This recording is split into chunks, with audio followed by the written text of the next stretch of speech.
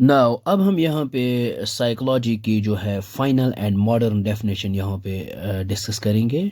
और previous lecture में हमने एक ये लिखा था, रेस्पॉन्स इज इक्वल टू की टाइमर्स एस वायर और स्टिमुलस, ये हमने प्रीवियस लेक्चर में कहा था।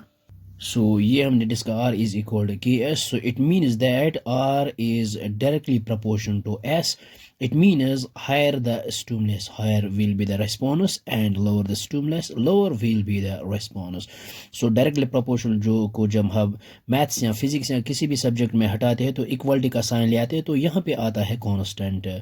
सो यहाँ पे आएगा कांस्टेंट टाइम्स स्टिमुलस, और इस कांस्टेंट को हम यहाँ पे k से डिनोट करते हैं, which is equal k times s।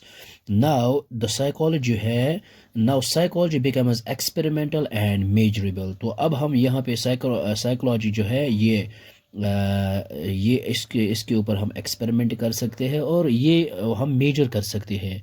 तो ये हम यहाँ पे लिख सकते हैं। सो ये हमने यहाँ पे लिखा है, now psychology becomes experimental and measurable and this is modern scientific psychology. So अब हम यहाँ पे मॉडर्न डेफिनेशन लिखते हैं। सो हम यहाँ पे साइकोलॉजी को डिफाइन कर सकते हैं, psychology is the scientific study of behaviour and mental processes.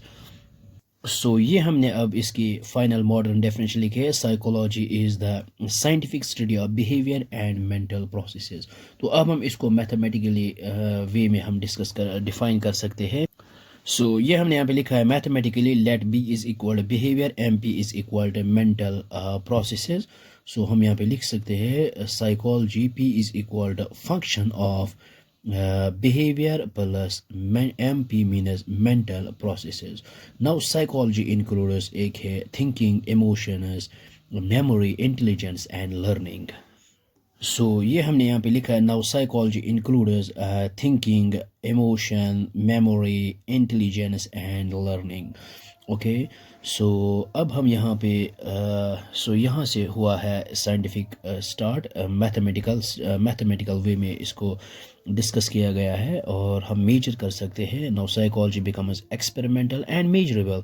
So this is the modern scientific psychology.